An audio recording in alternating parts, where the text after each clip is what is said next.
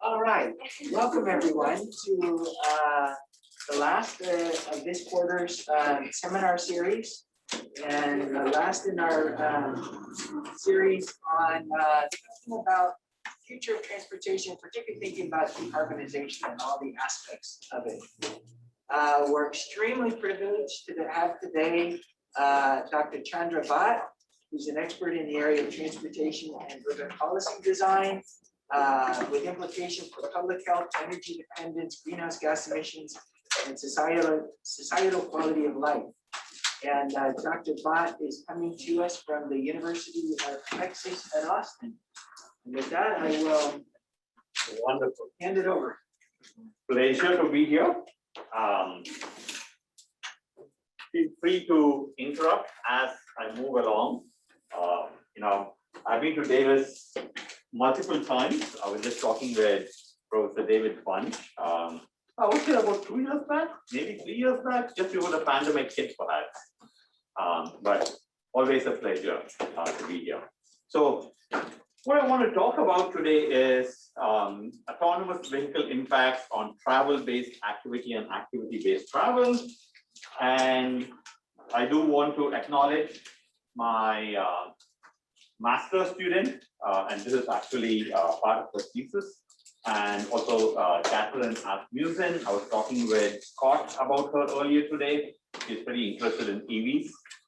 She might be going that route. And of course, my senior PhD student, Alpar, all of them contributed to this research. So we all know that things have been so abuzz about this concept of autonomous vehicles.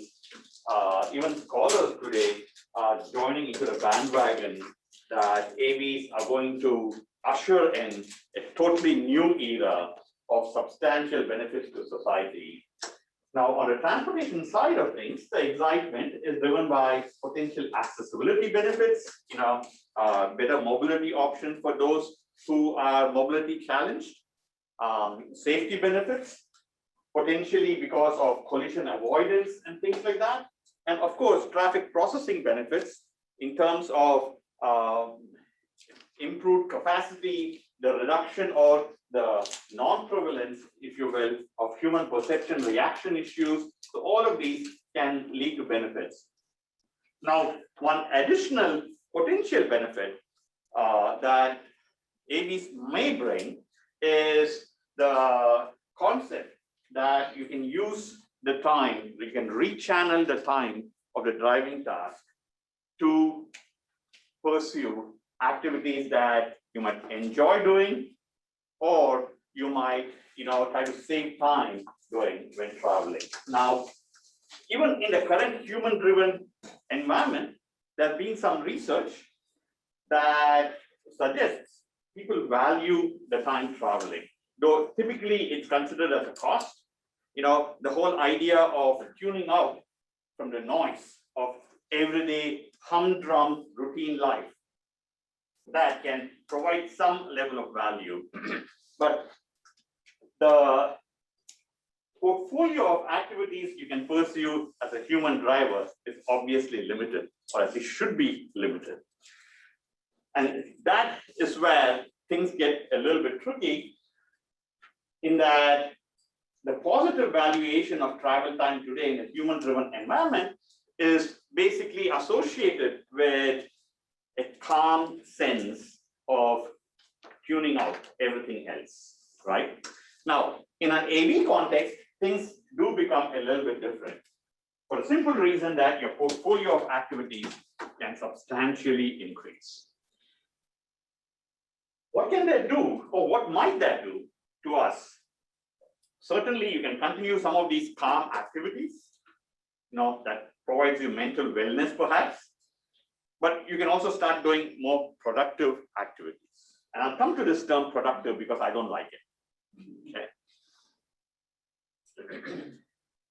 On the other hand,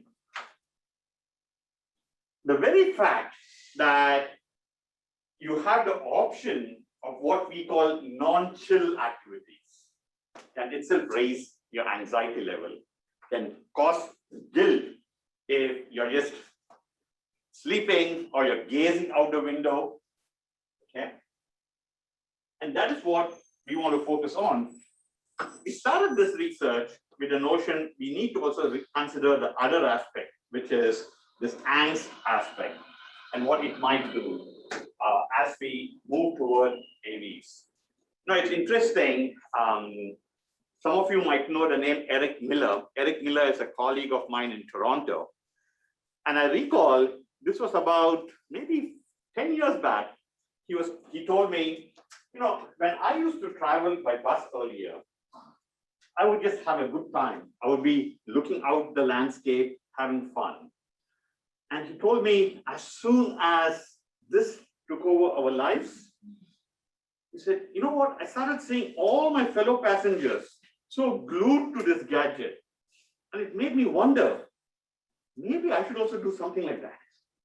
Okay. So this notion of guilt can really be, can change the way we think. Now, I will also say this. This research, in my mind, originated because of a personal experience. I used to travel before the pandemic to Hong Kong on a routine basis. I have an honorary appointment in Hong Kong. And Dallas to Hong Kong, it's about 16 hours. And I would be delighted. I would be delighted to board that flight. For a simple reason, no email, no interruptions. I can do my scholarly work, get excited, come up with new formulations. And then down. About 5 years back, American Airlines introduced Wi-Fi on the plane. Yeah, but it never works, right? It doesn't work. So. It's getting better. It's getting better, and I used to be able to connect to it. Yes, as you go near the North Pole, things become shaky, but it's not too bad. It's not too bad. But immediately, I felt this need. Yes, you can say it should be a discipline issue, and all of us have some level of discipline. But the fact that you could check your internet, your email, to me, ruined my travel. And the question was, would something like this happen with AVs? Okay. Now, in the literature, it is almost exclusively taken for granted that as we go into AVs, the cost of travel, that is how onerous travel is going to reduce because we can do all this productive work. So basically, the notion of effectively using travel time to release time elsewhere to pursue other enjoyable activities would imply that travel becomes less onerous. In technical jargon, the value of travel time savings decreases. But what we just talked about is the pressure to use travel time productively can itself lead to angst. And might that, in some way, increase how onerous travel is, or at least you get less pleasure from travel than what you had before. So, as I said, you have so many simulation studies today. I look at them, I know I come from a certain point of view, which is really, these arbitrary 50, 100% reductions relative to current car-driven value of travel time savings. And I'm not saying that these are some of the studies, these are reviews of studies. If you look at these reviews, extensive reviews, you'll see so many studies implementing this 50 to 100% reductions in value of travel time savings.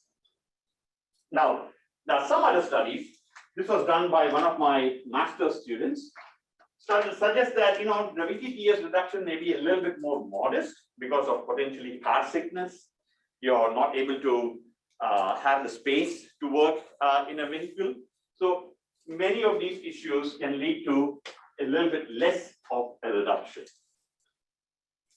And of course, add to that this notion that it could create angst because you're not able to do all the enjoyable things that you were able to do, like dreaming. Now, one of the things is, as a human driver, we are able to pursue certain activities that do not take away from our cognitive physical resources that are needed for driving. So there is this notion that these activities, passive activities, daydreaming, listening to radio, etc., they may be okay, right? Now, we are a little bit not sure about this term passive by itself, and we won't use the term passive simply because passive could include being asleep, but you cannot be passive and be driving, while in a public transportation system, sleep, a passive activity, could be okay. But when you put all of these things together, we came to this basic issue that let's look at all the activities being undertaken or potentially can be undertaken. And then we found this study, Dane et al. In 2019, which seemed to be moving in a qualitative way, at least, toward what our hypothesis was, which is this focus group suggested that some of the individuals were caught in a new conflict between maximizing productivity and maximizing well-being in the pursuit of activities. Okay? So what are we trying to do in this particular paper? This is a paper out for review. Why might there be a change in the value of travel time savings? As opposed to saying, that's going to be a 50%, 100% change. We want to know what may be the reasons for a change in value of travel time savings.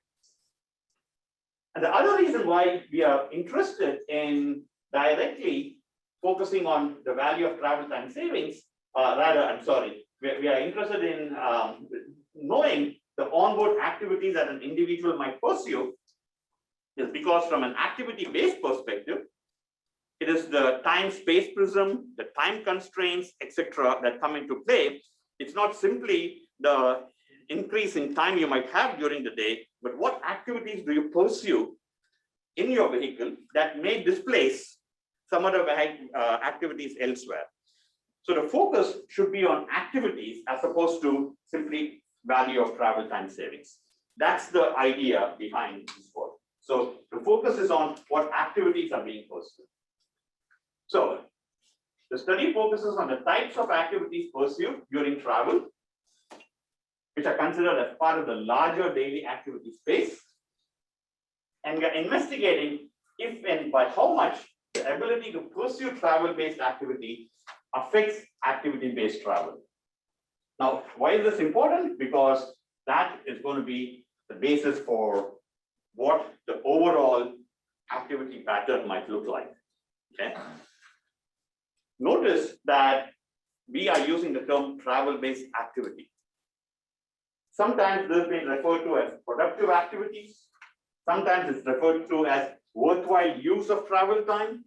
And sometimes it's also been referred to as multitasking. Okay. We decided none of those words are appropriate. Worthwhile use, productive activities, these are very subjective. Yes, work and study, it does lead to stimulation of your cognitive functionality and can be perceived as being productive. But then so can gazing out the window. Okay. When you look at the Oxford Dictionary, cognition is defined as a mental process by which we acquire knowledge through experiences, through thoughts, and through our senses. And one can certainly, at least legitimately argue that gazing out the window, it does activate your cognitive functionality and might also lead to profound self-realizations. Okay. The classic example, I'm not sure about this, but my kids tell me that J.K. Rowling, her entire inspiration for Harry Potter, and I've never quite understood how there was so much craze about Harry Potter. Okay? I never can understand that. Okay?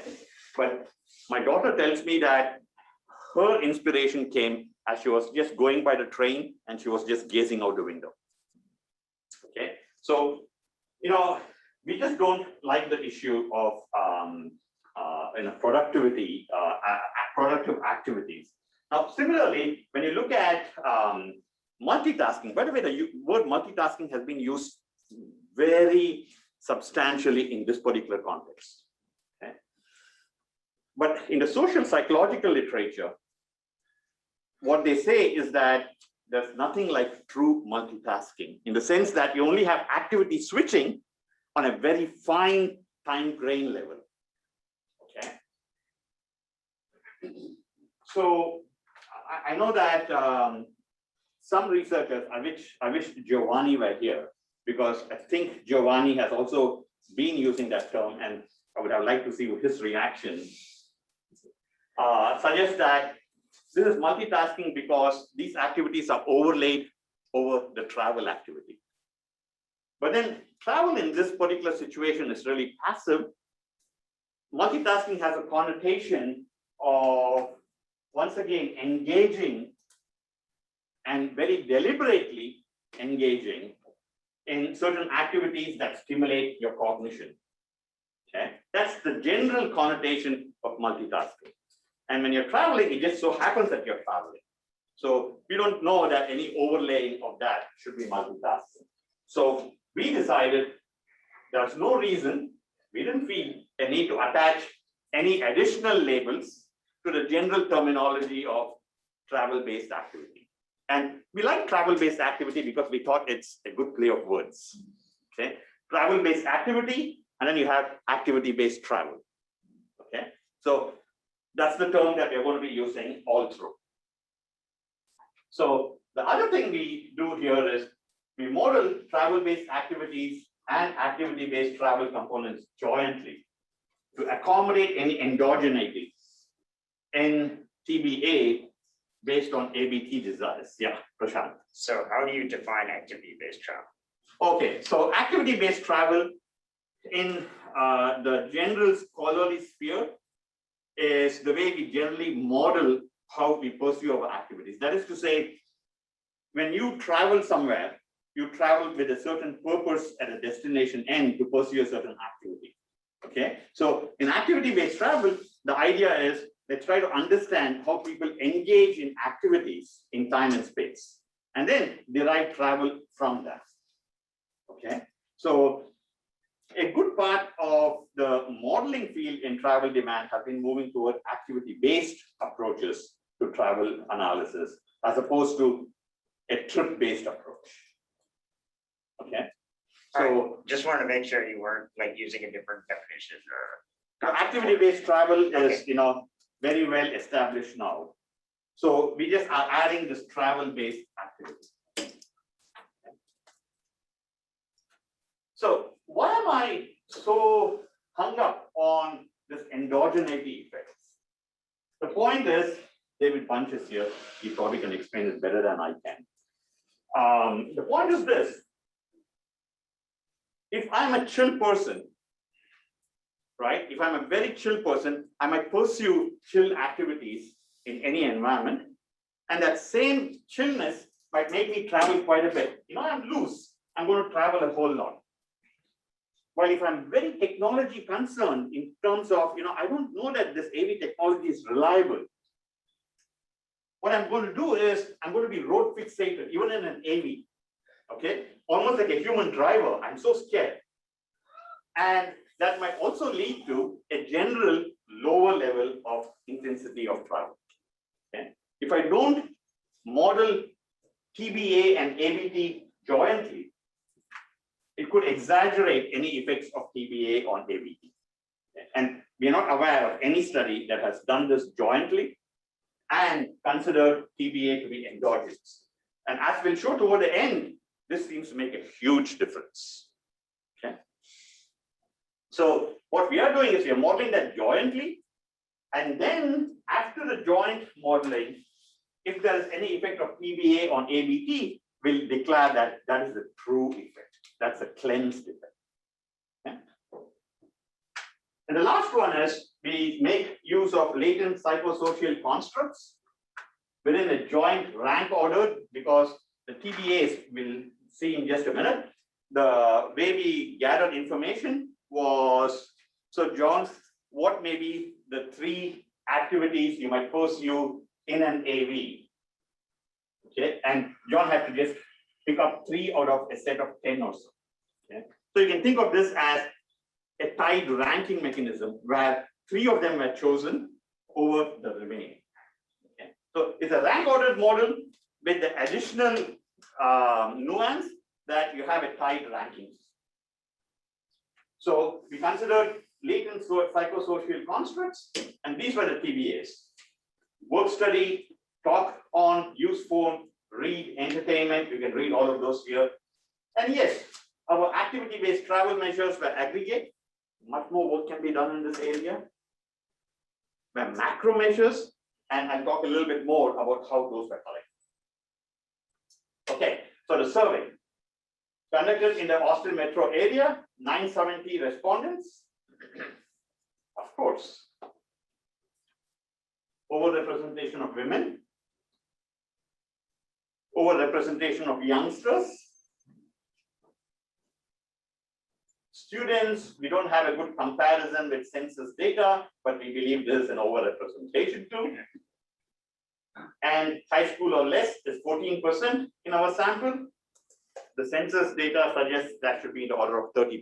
So we're not claiming by any means that this is a representative sample. But what we are claiming is that this is exogenous sampling, which essentially is I'm not sampling based on the responses I might get on my main outcomes, which are ABT and TBA. And when I have this kind of exogenous sampling in terms of relationship building, the relationship should not be suffering too much in terms of any biases. So I want to go over the household level income. So these are the latent constructs. We had technology savviness, safety concern, being chill. This is a new one that we introduced. Okay, being chill. Where's Netflix? Is it in there somewhere? Interesting. Yeah. We should have indicators about how much Netflix you watch, and interest in productive travel time use. So I'll come to what these latent constructs mean. So here's where the travel-based activity. Suppose you're traveling in an AV and have no idea why you have 2 L's over there. Kate should be from England or whatever. It's a loud alternative, I think. And I'm quite surprised that the speller check didn't catch that, because if you say US English, it should catch that. You know, for a long time, yes, we have strong views. I have strong views. So when my daughter says, Dad, that's not a correct pronunciation, I tell her, how dare you? How dare you? That's the way I have been taught. I'm going to keep that. I remember my professor, Joseph Schofer, when I first came to this country, started hitting me on some of these things, right? So 2 L's, color would be COLOUR, behavior would be with the U, etc., etc. I don't know how I changed. I should not have, but hey. So anyway, which of the following would you do in the vehicle during your trip? Select up to 3 activities. So these were the activities, and John selects which 3. Okay. Now we did some regrouping, not of much importance, but this is the distribution of travel-based activities. So you can see that talk, use phone, entertainment, relax. Those are the top 3 activities that are pursued by themselves, but also in terms of pairings, those are the ones, the pairings of those 3 were the most prevalent. Okay. Work study about 38%, and road fixation is about 36%. Interestingly, no one in our sample indicated that they would work study and be road fixated at the same time, while all other combinations are prevalent. Okay. We found that interesting, and we'll come back to it toward the end. Yeah, sure. 2 quick questions. One, I might have missed it, but how big was the sample? About 970 individuals. Okay. And the other question is, you mentioned staring out the window. Does that count as relaxing, road fixation, or something else? Good point. So here, enjoy the scenery and sleep. We had to combine them into sleep, enjoy the scenery, relax. Okay, thank you. Okay. And by the way, some of these combinations are simply because we didn't have enough data, or people almost always combine sleep and enjoy the scenery in the way they gave their responses.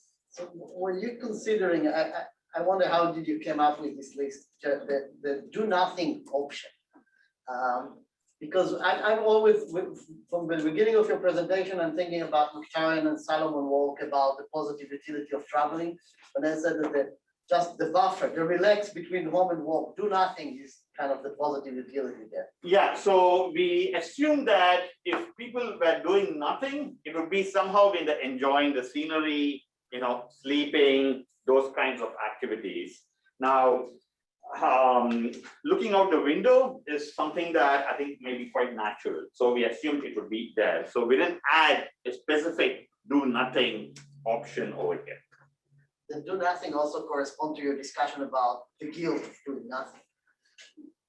Which would be goofing off, sleeping, or enjoying the scenery kind of activities. Question? Yeah. I really didn't see it, but what about listening to music or audiobooks? Is that there? Yeah, it is there somewhere. So, so watch movie, TV, other entertainment, so other entertainment, play games, eat and drink, all of those are combined into a single entertainment grouping. How are you combining them? Meaning, The indicators, is it factor analysis that you?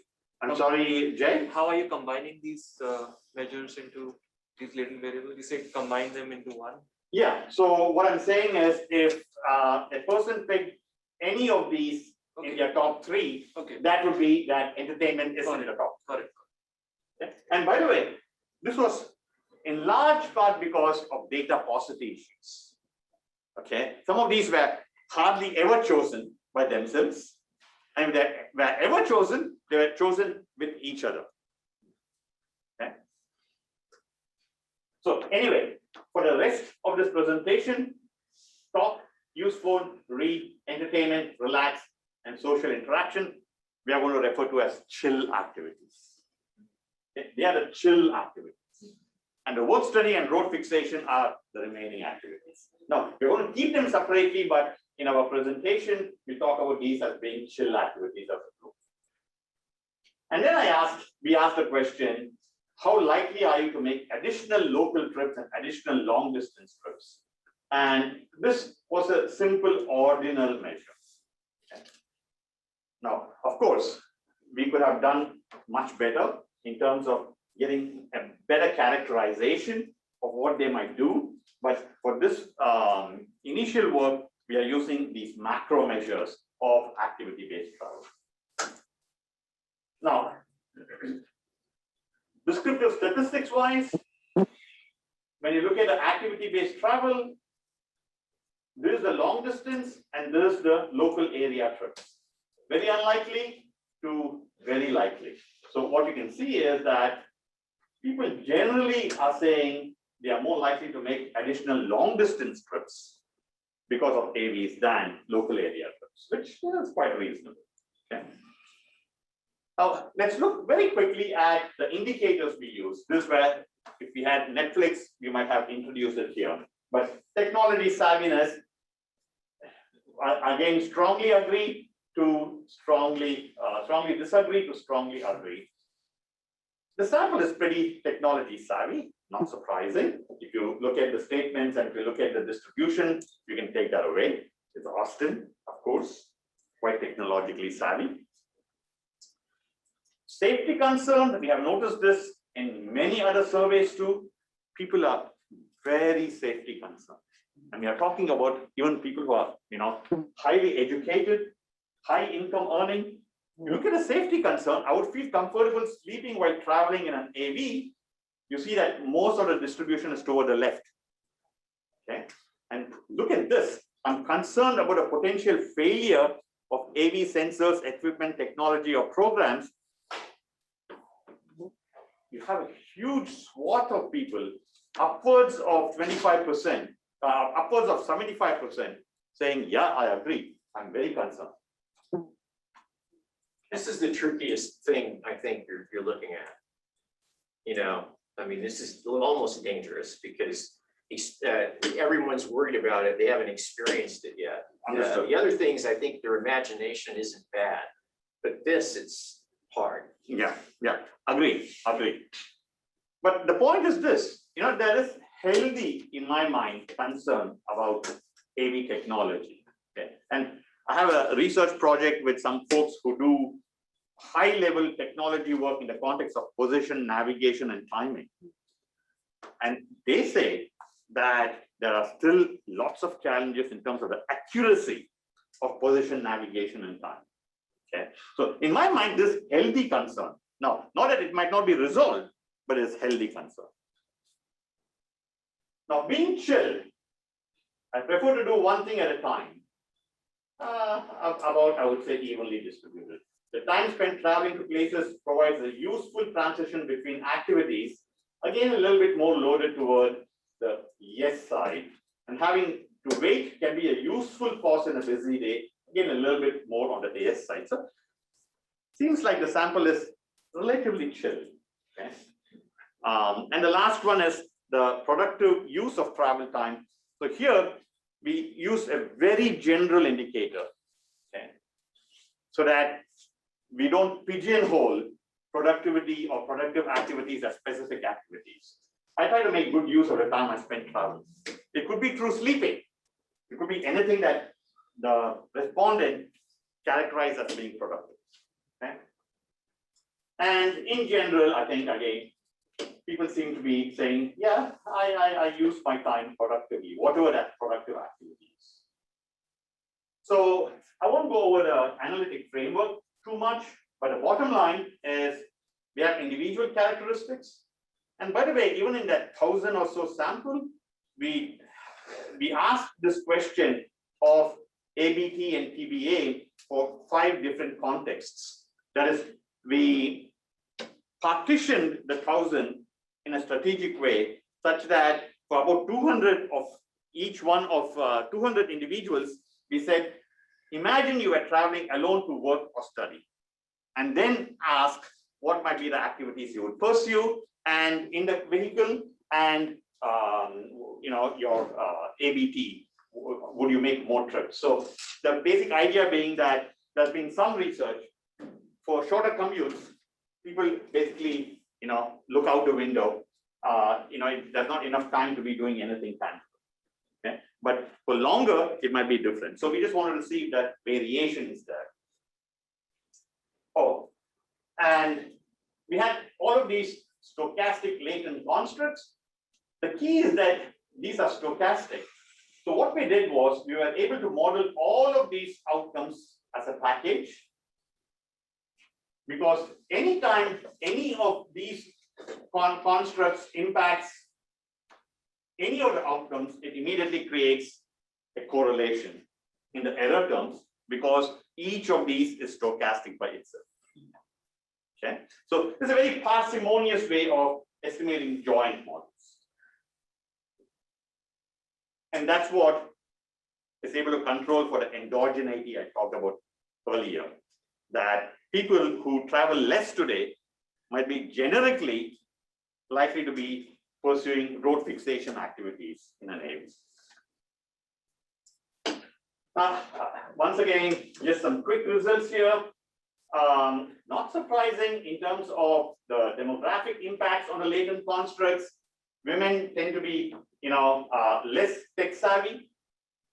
You know, there's been a lot of literature on this with the stereotypical notion, probably true, that women tend not to be encouraged so much, girls in particular, in technology orientation, while it's different for men. Safety concern, again, women are known to have some level of angst and dread when faced with potentially negative outcomes in a risky situation. If you look at the education literature, there is some disparity in some of the standardized scores. And the reasoning given by some very eminent education folks that there's really not any difference at all. It's simply the trepidation that women feel before they go into some kind of an exam. Okay. So when you asked about the potential for making more or less trips in an AV, did you specify scenarios about whether they would be alone versus sharing a ride with someone else? Yes. Traveling alone to work or study. Okay, Traveling alone to the store, traveling with family members. So yes, traveling long distance alone. So yes. so there's nothing, there are no questions that put forth the possibility of traveling with a stranger. That is correct. Okay, Yes.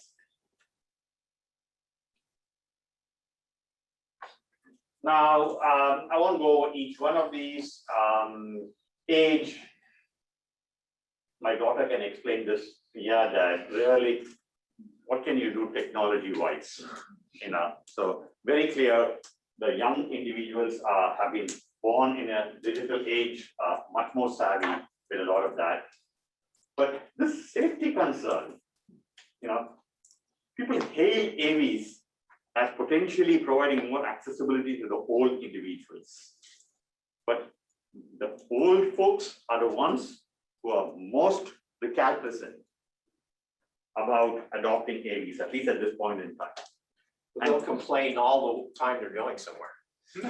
Right, that is true. But in the consumer literature, and we have been looking at a lot of the other literature, this is not simply, it appears like as a safety issue, but also a self-identity issue, which is even as my mental faculties are falling, the way I retain my self-esteem as I get old is by going back in time and doing all the things that I used to do, which is I don't want to yield my control to an automation system, because as long as I'm driving, I feel young. I feel like I'm still in control. So it seems like it could be also because of that, 65 or older, they just like rhythms. I find that even in myself. I don't know how many of you have seen this joke. I read it somewhere and I was laughing because I do this so routinely. The statement was something like this. When you're 16, you sneak out of home to go to a party. When you're 40, you sneak out of a party to come home. Yeah. Okay. This regular rhythms, right? We like, as we age, we are so hung up on meals at this time. If we make any travel, it's so well choreographed, so well planned. And anything that disrupts, so any change is something that we don't like. And it could also be manifested in basically, higher safety concern. But this is the flip of the tech savvy, in a sense. I mean, most of that's driven by their concerns about AV technology, right? And I'm guessing. So yeah. Yeah, but I think that those two might be getting mixed up too. Why is it that I don't trust technology? Is because I feel it's something new. It's disrupting my way of life. And therefore I immediately brand it as, no, I don't like it. Yeah. So here's some interesting literature searches on this. I won't go over all of this, but let's look at the latent construct effects on the TBA, which is the activities pursued in an AV, at least what individuals say. So if you're a chill person, you're more likely to engage in non-work chill TBAs. Obvious, straightforward. Okay.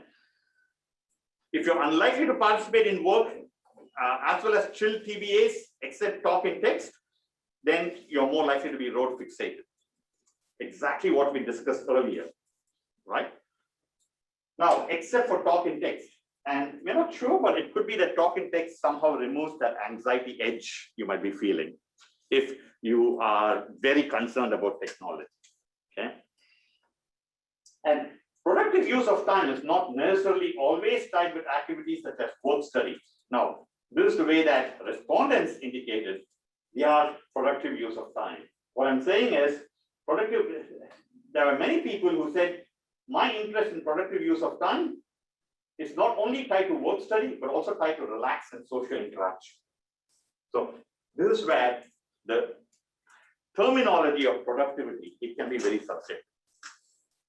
Is that a statement with measure that like? This was a result. Okay. So we had interest in productive use of travel time as a latent construct. And in our model, that had positive effects on work study, but also positive effects on relax and social interaction. Okay. Now, I'm showing that for a reason. I'll come back to this. Now, there are individual level characteristics, which, it's not too surprising. Women talking more on the phone. And this might be just the basic idea that this part of social interactions, women are known to have much more of social interaction than men. Could be based on social learning, social environment, social expectations, or like in many families, the woman is the one who keeps the family together. And talking and texting is a new facilitator today of having those social interactions. So one can certainly explain a lot of these effects. So the latent construct effects on ABT, which is now the activity-based travel, the two macro measures. If you're technology concerned, you're saying, no, I'm not going to make too many additional local area trips generated than people who are not technology concerned. Chill people, that is a positive effect on additional local area. And interest in productive use, that's also a positive. The same for both of these. Now, look at this and look at this. Chill people engage in non-work chill TBAs. Okay, safety concern, unlikely to participate in work as well as chill TBAs. And then you have this situation where chill people are more likely to make both of these kinds of trips. This creates the endogeneity. This creates the issue that people who say they would be traveling, not making too many additional trips in an AV, are intrinsically the ones who are going to be road fixated because they are very safety concerned. Okay. Let me just try to wind down. Okay, this is the part that I want to. So then what we did was, okay, this is all fine and good. Let's try to quantify what are the TBA effects on, in this particular case, I'm just showing on long distance travel. This is the case where we accommodated the package nature, the joint nature, the endogeneity of TBA on ABT, as I just explained. And this is when I just looked at what are the TBAs people participate in, and then use those as independent variables in my activity-based travel, which is in this particular case, a long distance travel. And this is a kind of exaggerations you might get. If individuals participate in only one chill TBA, then the ALDT, we estimate would increase by about 15%. While if you didn't take care of the endogeneity, it would be 34%. Same with all, and by the way, we tried all kinds of combinations. We also tried chill TBAs with, this is a road fixation. So road fixation or work study instance, okay? RF is road fixation. So relative to road fixation or work study participation, we looked at what would be the impact of these engagements within your AV. Now, just to wind down, our study cautions against the use of simple and uniform value of travel time savings modifications to study AV impacts on ABT. Demographics does have an impact, social demographics, through directly as well as through the latent constructs, they have an impact on what kinds of activities we pursue within an AV. And then the kinds of activities we pursue within an AV has an impact on how we do pursue our other travel. Okay, there's a whole lot of heterogeneity. We cannot just assume a flat 50%, a flat 100% across the board. So just saying, forget that assumption. I should say I have always been worried about studies that have simulations with VTTS reductions of 50%, 100%. Yes, you can say I'm doing some scenario analysis. I'm not very sure about what they come up with. We should consider TBAs and ABTs as a joint package before making any determinations about TBA effects on ABT. If we do not consider them as a package, we might get basically 100% reduction in the value of travel time savings. That is to say that we might come up with the conclusion that in an autonomous vehicle, the cost of travel would be substantially reduced when it actually is not. Maybe I missed it, but how do you know that these are not just mod changes, specifically for the long trips? So when they said that they travel more, maybe it's instead of flying or something like that. So this was specific to a vehicle on a road. So if your current vehicle, where you had an access to an AV auto vehicle, what would that do in terms of the increase in your local area trips as well as your long distance trips? When I answer, I do more long distance trips with the car. That is correct. Do you know that they did it by thinking instead of flying, for example? Instead of driving from here to LA, instead of flying from here to LA with an AV, I will drive from here to LA. Yeah, it's certainly possible that could be it. But I think that first it's Austin, Okay, maybe that's the answer. There's a lot of driving.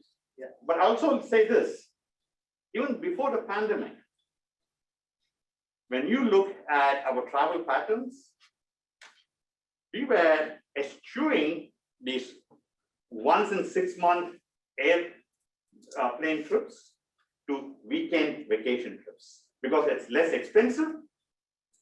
And in terms of work schedules, etc., when you have multiple people working, it becomes tricky to just have those getaways for 1 week or 2 weeks. So we were seeing a whole lot more in the United States, in New Zealand, in Europe, that much of the vacation trips, at least from what it was earlier, were being made much more today by car.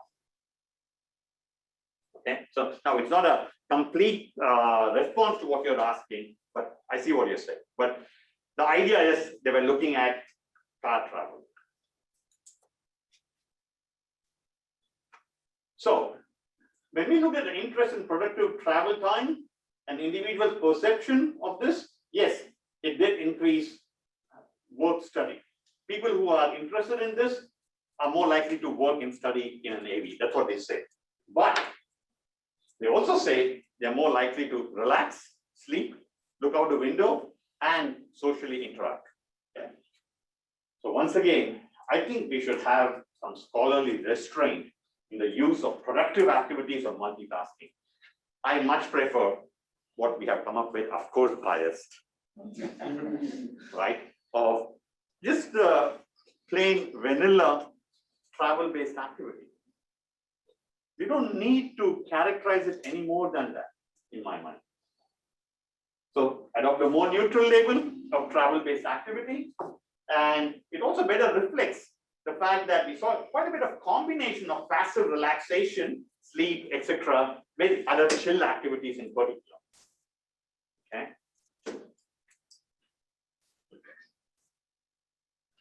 Let's see. Yeah, so the option of opening travel to pursue work study non-chill activities, we have seen can create angst in individuals. And in part, what we found is that if you're working and studying, in fact, it has no effect on the amount of additional trips you would make. While if you are pursuing chill activities, then you start having increases in long distance trips as well as local area trips. A question about that. So in this, I think in your model, did you control for how much travel is the person making right now, their behaviors right now? I wouldn't say so, but what's your thinking along those The lines? thinking is that maybe there are different baselines. Maybe people who are productive are already making so many trips, because your question is, are you going to make additional trips? So it might be that there might be more room for increasing trips for people who are engaged in chill activities because they're not already making those many trips. That is a possibility. That is a possibility. Yeah. But we did not get information on how much they were traveling right now. Possible. Do you control it all for the type of work that people had? Some work cannot be done in a vehicle. Didn't look like the survey had a lot of folks who do work it, but that's like a chunk of the third to half of the population. All very valid questions. And as I'm going to end my presentation, I'm going to come up with a litany of issues. I was more interested on whether you think that would have an influence rather than did you do it? You know, we did come up with some conclusions. So for example, what we found is that if you're a single parent, then you do not have too much of interest in productive use of travel time. And our story or explanation for it was that if you're a single parent, there are things that you have to do that cannot be done within a vehicle. And you're desperate for downtime. Exactly, exactly. Okay, so we had some of that kind of flavor, but we did not have the occupation of the individual. The state in the pandemic is now allowing those who ride on the train from the Bay Area and back and who do work on the train to count that on their timesheet as work. Any thoughts on the change in work rules? You know, let me give you an anecdote and two very different people. About 5 years back, my daughter, who was studying in Boston, came home one summer and effectively told, "Dad, your car is my car." Effectively, okay? And of course, anything that my kids ask, I melt. Okay? But one of the issues was, I was asking her, but how would I go to office? And she told me that there's something called public transportation.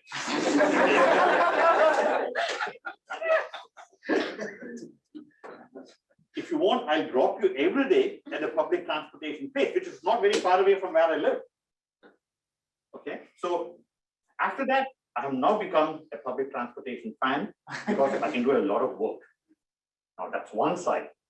And then I have my very good colleague, you might know him, Bhat. Oh yeah. Okay. He took to riding the train for a brief period of time. And then he came back to driving car into campus. And his insight there was, or his experience was, you know, if I'm taking the train, I'm working. I'm back to, you know, I had to do something. And I just wanted to have the situation where I just cannot do all of these activities. He switched back to driving the vehicle. So I don't know. I think, you know, you could have a split even over there, or some people, even when they're given the opportunity, you know, no, this is my downtime. Right? Interesting. So anyway, the point is, again, coming back to this, Bhat, angst in individuals, less enjoyable travel. Okay? Need to examine TBAs in a broader context of emotional well-being and quality of life. I think this is the key. Okay. AVs may erode into our time of tuning out from the chatter of routine life and make it less possible to partake in calm and mindless activities. If you go to yoga classes, that's what they ask you to do, and my brain will just not sit still. Okay. But there's something to this, right? So I think this whole notion of connecting to emotional well-being and quality of life. Okay, here you go. 970 observations. We could only do so much. Okay, certainly a larger sample size would be very helpful. Much more disaggregate characterization of trip purpose and accompaniment combinations. We had only 4 or 5 different combinations. Certainly a much more disaggregate characterization of activity-based travel. What did we use here? Would you make more additional local area trips? Would you make additional long distance trips? Very macro makers. Okay. I think we need to go much more fine in granularity. And the broader context of life rhythms, emotional well-being, quality of life considerations, I think we really need to focus quite a bit on that. There's a lot of work in this area, but I am concerned that there are so many publications about AVs and what they will do, how they're going to transform our society, and it's going to be a panacea for taking away all the ills of traffic congestion, you name it. I'm still not quite bought into that. Okay. I have my own, I think it's going to be very helpful in terms of safety. That is the thing that I can live with. But beyond that, I don't know. But at the same time, this notion of 100% decreases in the cost of travel, I would question. And of course, please, can we not use multitasking anymore? Now, one more limitation. In all of this, some of the findings can be helpful for car manufacturers in how they design an AV. But it's also true that the activities pursued inside a vehicle might be determined and dictated by the type of vehicle design. Here, we just gave this notion that there's an AV pretty much similar to your car right now, except it's going to be all autonomous. So the type of vehicle design is something that we just didn't consider at all. And future studies may be having a richer virtual reality-based presentation mechanism of different vehicular designs might be able to elicit a better sense of the kinds of activities that may be pursued within a vehicle. Okay. Or you should see this. Last slide, non-technical. You can read the thing, grateful to Lisa Macias and Macy Macias. Macy Macias is Lisa Macias' daughter, 12-year-old daughter, for graciously holding pro bono relaxation and therapy sessions. I don't know, I always felt I treated my students so well, but obviously they needed therapy sessions. So let me try to see if this will go.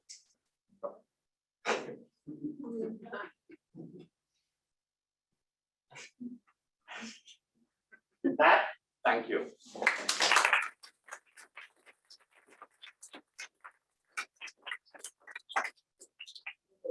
Turn the group over to you for questions. We're going to have questions from here, and we also have an online audience, which is at least this size. Yeah. So if we can go maybe some here and then there. And look forward to that. You know, this in my mind is really a starting point. So many things that we are trying to uncover over here, so many moving parts. So I'm as much interested in your thoughts and your feedback. So. Great presentation. Thank you so much. I'm curious to know, how do you define multitasking in travel studies? Like, come across this term a lot, but I'm always confused because my idea of multitasking, from what I understand, is that a person can only be engaged in one cognitively demanding activity at a time. Like, you can't do more than one.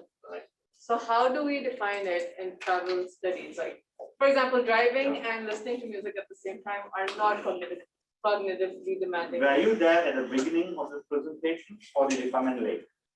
I may have stepped out from it. Maybe I missed it. I don't know. Because we talked exactly about this. Okay, really?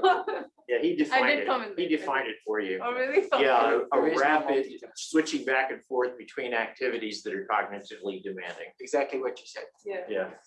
So it's what? It's switching back and forth? That's what the social psychological literature says. It says that, there's nothing like actual multitasking, doing the same thing at that same instant of time. Yes. Is actually rapid activity switching. That can be done. But in the way that we ask questions, so for example, the way we asked it here, we didn't characterize it as multitasking, and that's why I do not like the term multitasking. I'm calling it travel-based activity. Okay, so what are the activities you might pursue in an AV? I do not like the term multitasking. Thank you. I just, Yeah, go ahead. go ahead. Carolina. Yes, thank you for your presentation.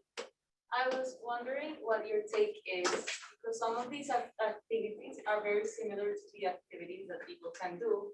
And actually some of the benefits of AVs are things that public transit can do. So reading, listening to music. So how do you feel if you would compare the benefits of AVs with public transit? So there's been a good bit of literature on exactly that issue of public transportation, how people respond or react within public transportation in terms of the activities they pursue. So in our paper, we have a literature review about public transportation. It comes back to Gil's question or Gil's comment though.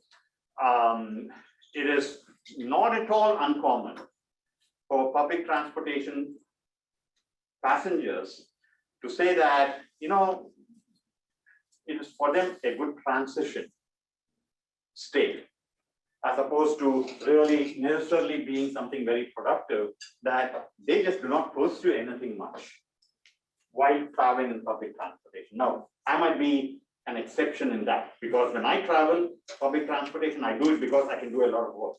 But it seems that I'm an exception.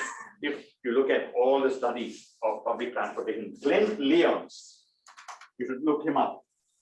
Glenn Lyons has done a good bit of work in this area. He's from Europe, London, I'm not sure which university, but a good friend of mine. So, so I think this is a quite technical question about the model itself. So I think you showed some estimates of the effect of TBA on ABT, but you also modeled them jointly. So were they coefficients estimated? So, this is a little, it goes into some deeper econometrics. When you have limited dependent variables and you're allowing correlation in the latent variables determining those limited dependent variables, you can only have a recursive effect. You cannot have a bidirectional effect. It becomes an illogical structure. Okay. So if you're considering correlations, you have to either consider it one way or the other way. You can test both ways, but you cannot have both directionalities. It just doesn't work. You can do it when you have a simple linear regression model.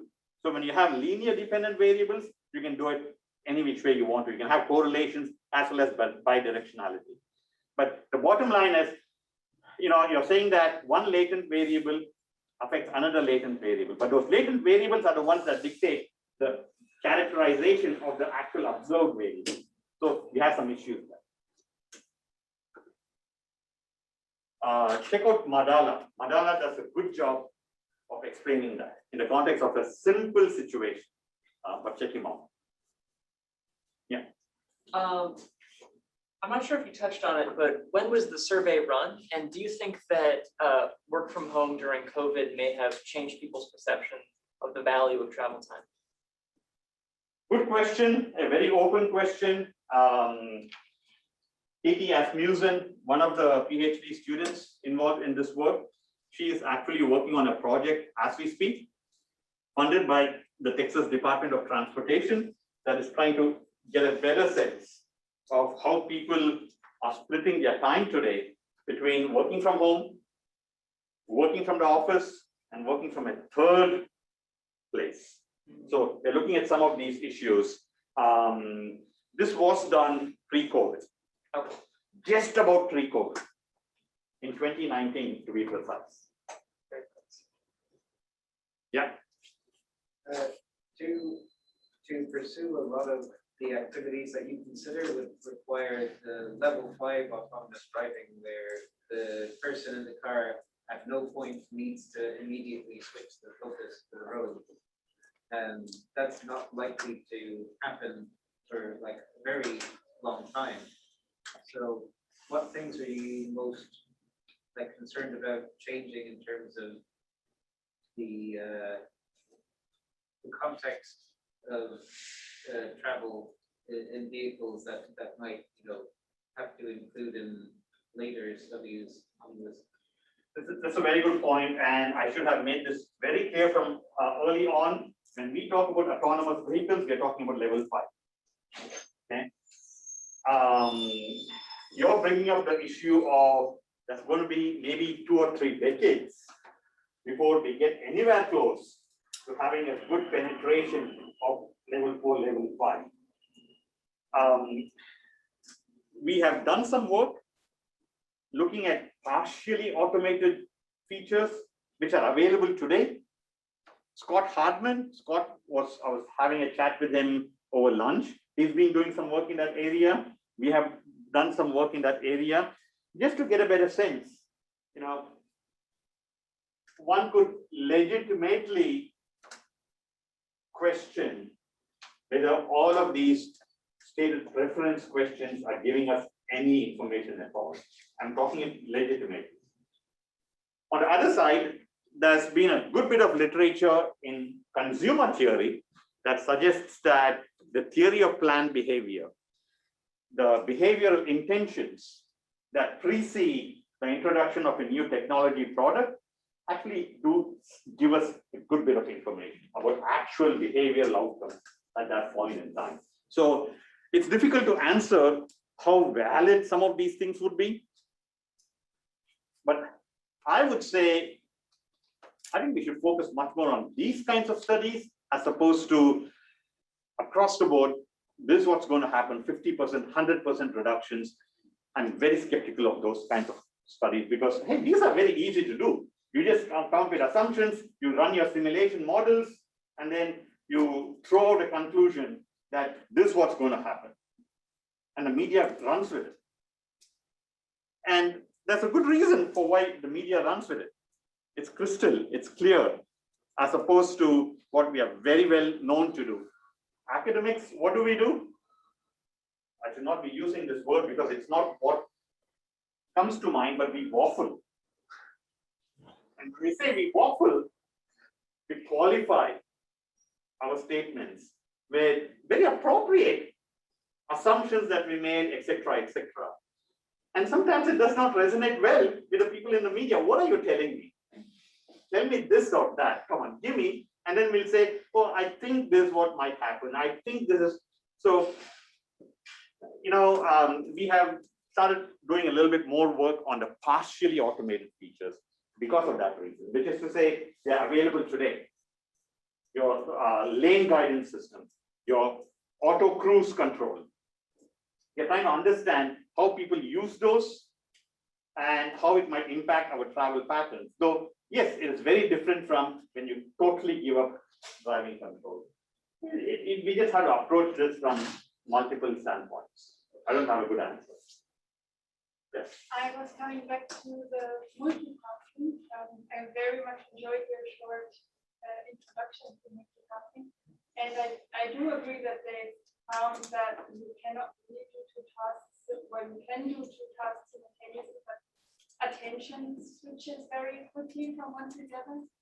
But what I missed in your presentation, or maybe you have answered it, is that they found that it makes a very big difference depending on the strength of the input. So, for example, that driving, which is very visual, and reading, which could also be very visual, is hard to combine. There is something visual and auditory, for example, driving and listening to music, it's easy to combine. And then I saw that in the activities that you mentioned, for example, being on the phone, like texting or talking are combined into one, where I would think it makes a huge difference if you combine that with driving. Yeah, have you? Very good points. Very good points. Very good points. I think we need to have much more expertise from those kinds of areas, people who know what, from an information processing standpoint, what are we able to absorb simultaneously and what it is that we find very difficult. I look forward to, if you have any studies you can show us toward. I do. We would really appreciate that, because yes, we were coming at this. I did not say that we thought through a whole lot of these things when we came up with our categories. Our categories are probably what is used, in most studies in the transportation literature in the past. Now, you also bring up one more thing. I will say I have these arguments with my daughter.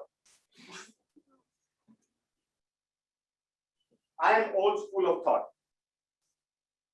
which is I believe that when I have to do some coding, that's it. I'm zoned in, I'm focused. When I'm doing a formulation, I'm focused. I don't believe in checking my email, doing social media in that time. I just can't do it. I'm coming to what I'm trying to say. Maybe your generation, my daughter's generation for sure. I think you have a way of truly being able to switch much faster. Just because of the environment, the upbringing, I initially kept telling my daughter, no. If you want to get something done, you have to be totally zoned in only on that task. I have to say I have revised my thinking, because I've seen how, some of these youngsters do things so well. Even if you're not zoned in, they can actually do something and then go and have a look at this, answer that, come back. So I think that also is an issue that we might have to look at a little bit more carefully. So now we're talking about the granularity of the switching. I think it changes quite a bit by generation. But isn't there evidence that women do it better than men? So you're saying that I've heard that. Yeah. The scanning and the gathering part, yeah. The scanning and the gathering part, and I think that that also goes back to the evolution of our brains, right? So in the very olden days, the man would be the hunter, focused, zoomed in on the next kill, while the woman would be the one looking after the home all around.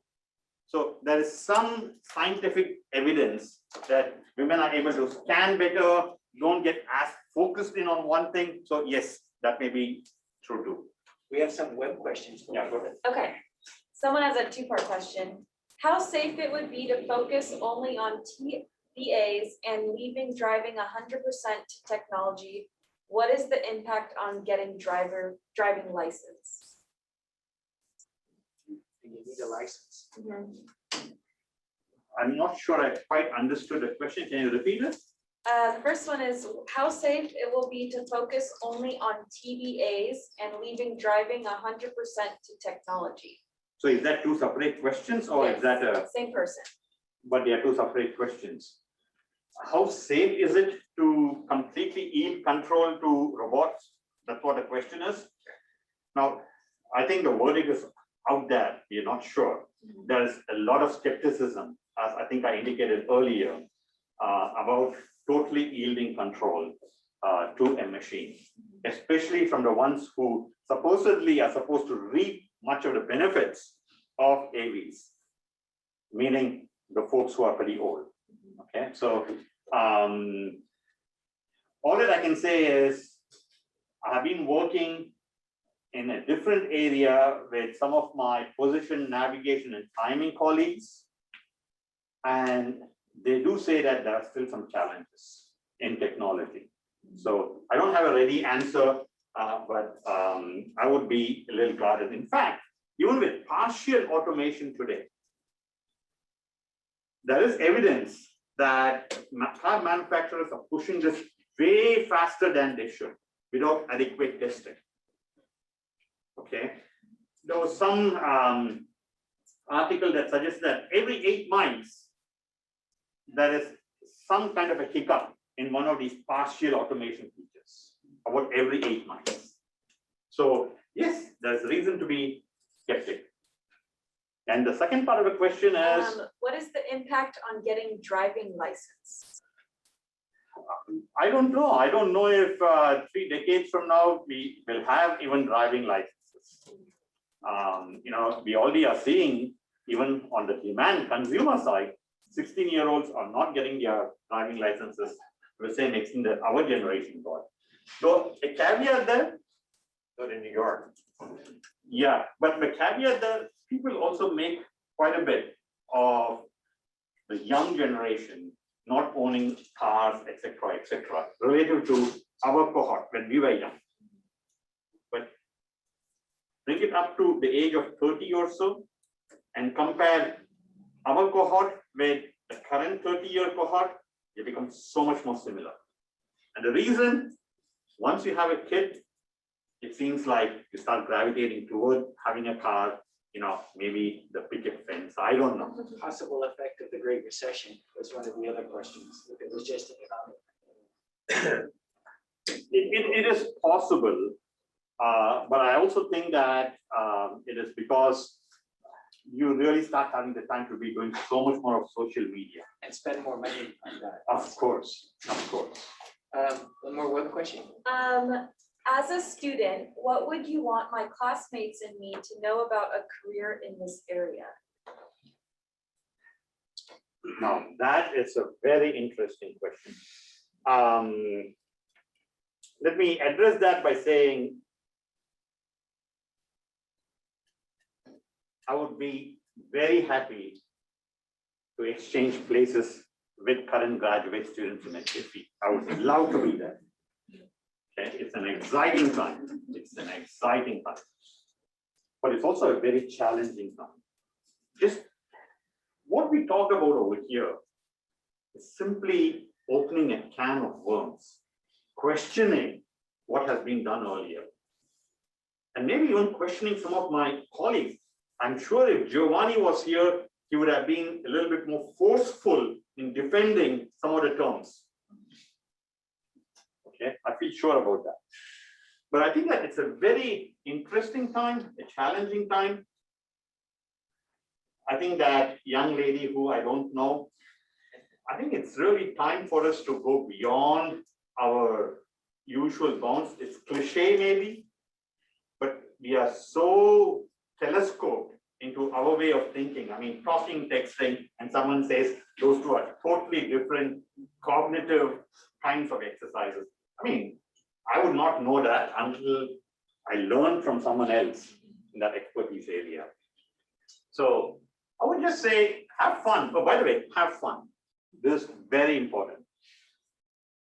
I see a lot of graduate students, the pandemic has hit them, I understand. But I think I was having a conversation about this, I'm going a little tangential, but mental well-being is becoming an important consideration in many universities. I chair a doctoral school mental well-being committee. And one of the things I feel is happening is at the expense of learning, at the expense of the joy of learning, I feel like there is this glorification of winning awards that when graduate students don't win an award, it immediately gets them so down and under because of the glorification of this. What do we want to call it? I'm not saying that, I mean, in some ways I am maybe saying it.